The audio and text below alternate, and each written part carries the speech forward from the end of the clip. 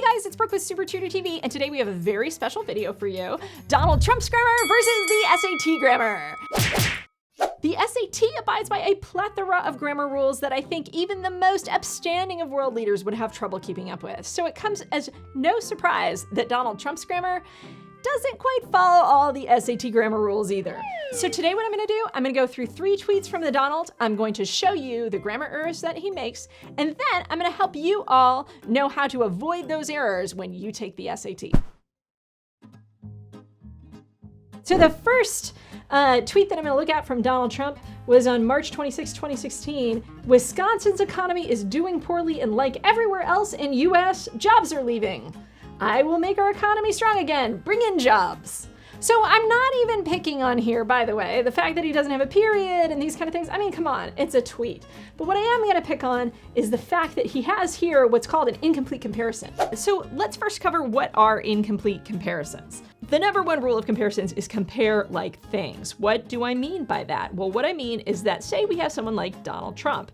He's a person, so we would want to compare him to another person, like Hillary Clinton. We can say, like Donald Trump, Hillary Clinton is blonde. So you see Donald Trump, that's the name of a person. Hillary Clinton, that's the name of a person. What's going on in this sentence is that we're comparing the two. Now, what we don't want to do is compare unlike things. So here we have Donald Trump's hair.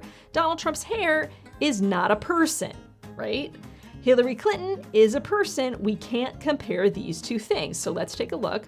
So we can't say like Donald Trump's hair, Hillary Clinton is blonde. Now we could say Hillary Clinton is blonde. We could say Donald Trump's hair is blonde, but this sentence does not work because the two things being compared are not in parallel form. The other thing we could do is we could say Donald Trump's hair like Hillary Clinton's is blonde. So we could actually cut off the word hair. So you see how this is possessive with hair? We could actually just say the possessive here. We can repeat the hair if we want, but you can omit the hair if you want as well. As long as this is possessive, then these become like items. So we see this Wisconsin's economy. This is the subject of the sentence, right? And then we have, and like everywhere else in US. So here's what's happening. When I have this word like, I have to compare two things. That means I need to have two things that are in the same form. Everywhere else in US is a place. Wisconsin's economy is not a place because Wisconsin's is acting as a possessive form. And the noun here at work is just the word economy. It's not Wisconsin. So that's a little bit of a problem. The second thing that's problematic about this is when I see like everywhere else in the US, I expect the thing I'm comparing to come after the comma here. So I would expect like Wisconsin would be right here, but instead we have the word jobs. And we're definitely not comparing jobs to everywhere else in the US, and we're definitely not comparing an economy to everywhere else in the US. So I'm gonna correct this sentence. I'm gonna give us a few options of ways that Donald could have said this in a more eloquent or grammatically correct manner. We could say Wisconsin like everywhere else in the US. So you see how I'm comparing the place to the place is suffering economically, jobs are leaving. So here's my evidence that it's suffering economically. I've correctly subordinated all this information and it's logical, right? And if I really wanted to be good, I could go over here and say the economy of Wisconsin. So the economy of Wisconsin is doing poorly, and like everywhere else in the US, the state is losing jobs. So again, when I have this and then I have this comma, the thing that these guys, this everywhere else is being compared to, has to be right here. The state, that's a place. I can compare a place, right, over here to a place over here, everywhere else. That makes sense. So that's rule number 1. You can't have what we call incomplete comparisons on the SAT, and that's exactly what Donald was doing in this tweet. So the second mistake that I've seen Donald Trump make in his tweets is something called a subject-verb agreement error. So let's just do a quick overview of what subject-verb agreement is for those of you who may not remember what that means. Subject-verb agreement is essentially the idea that subjects and verbs must agree. What do I mean by agree? Well, in a sentence like this, we are here, we and are work together, right?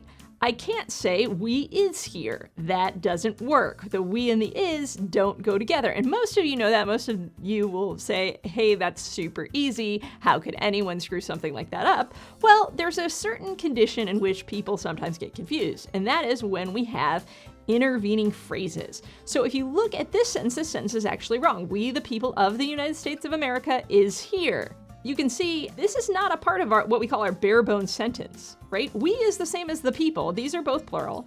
of the United States of America, this is a prepositional phrase. It starts with of, right? That's a preposition. So intervening phrases we want to ignore. We also want to ignore what's called intervening clauses. Clauses have subjects and verbs, but they can get in the middle of a subject and a verb that are separated like these two are here. So the point is we is here is actually the sentence that's going on here, but some people get confused. And the reason they get confused is they'll look at a word like America.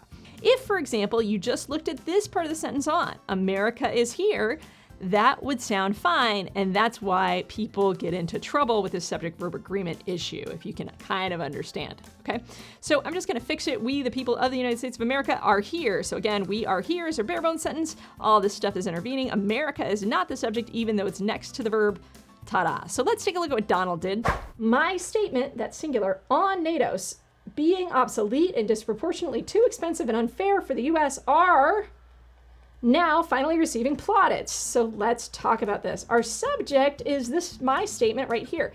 This is a prepositional phrase on NATO, and then being is a participial phrase that modifies on NATO, okay? Being obsolete and disproportionately too expensive and unfair for the US. So all of these are just modifiers, okay? They are not a part of the subject. The subject is statement, and statement alone, that's singular. My statement are now, that is not good grammar. What's so ironic here is for the first time in a long time, I've seen the Donald use a fairly intelligent sounding word here, plaudits. Plaudits, by the way, means praise. So he's using this really nice big Ivy League level word, and then he has a total subject-verb agreement error earlier in the sentence. All we have to do here to fix this is just switch the are to an is. It's not that hard. And again, it's just my statement is now finally receiving plaudits. That would be perfectly fine. We could also say my statements are, and that would be perfectly fine. But the bottom line is, because there's an and here and an and here, that does not make the subject plural. Intervening phrases are not what determine the number of a subject. And when I say number, I mean whether it's singular or whether it's plural. This one is actually a little bit more challenging. We'll see if you can see the error. Just to show you how unfair Republican primary politics can be, I won the state of Louisiana and get less delegates than Cruz. Lawsuit coming. Huh? Okay, again, I'm not gonna pick on this lawsuit coming, even though it sounds kind of funny and it's a total fragment. I'm just gonna go over here to this word less. We use less to modify what we call non-count words. Non-count words are sometimes mass nouns. That can be something like less election mail, right? Election mail, we can have a lot of mail, we can have a little mail. It's not like we're counting the individual pieces of mail when we say the word mail. Mail is a word that can grow or can shrink.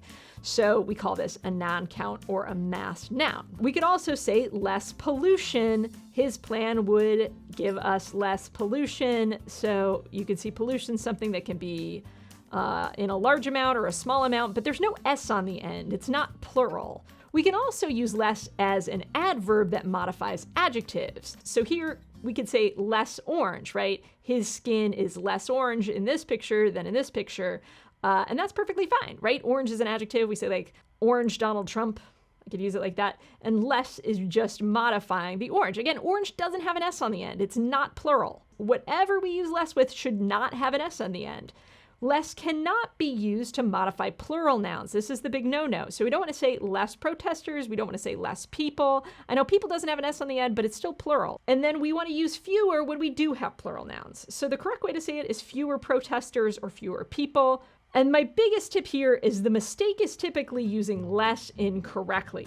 The fact is people overuse less. They'll say less mistakes instead of fewer mistakes, right? So my big tip is if you're not sure what the answer is and you think both less and fewer work, few or fewer is probably right. Okay, let's get back to the tweet. I won the state of Louisiana and get fewer delegates than Cruz. Lawsuit coming. That would be the proper way to do this. We just want to make sure that we use the right words at the right time. Sometimes that's called idiomatic usage. Sometimes it's called diction. Just depends on what kind of resource you're studying from. So to wrap this all up, the 3 grammar mistakes that I pointed out today of the Donald are number 1, incomplete comparisons. That's when we're comparing things that aren't alike. Number 2, subject-verb agreement. And that comes down to whether your subject-verb go together. right? And number 3, non-idiomatic diction. And that's just the idea that you have to use the right word at the right time, particularly when it comes to count and non-count words. So that's it for today. I hope you guys liked this video. If so, give it a thumbs up, subscribe to our channel so you can keep plugged in. And if you're looking for more tips on the SAT, we have many other videos that can help you out. We have how to score perfectly on the SAT, how to cram for the SAT, what to pack for the SAT. So check out some of our other videos, and there's lots more to come. So make sure you stay plugged in. We've got lots of social media where you can engage with us, and I'll see you guys all next time on Super Tutor TV. Thanks so much.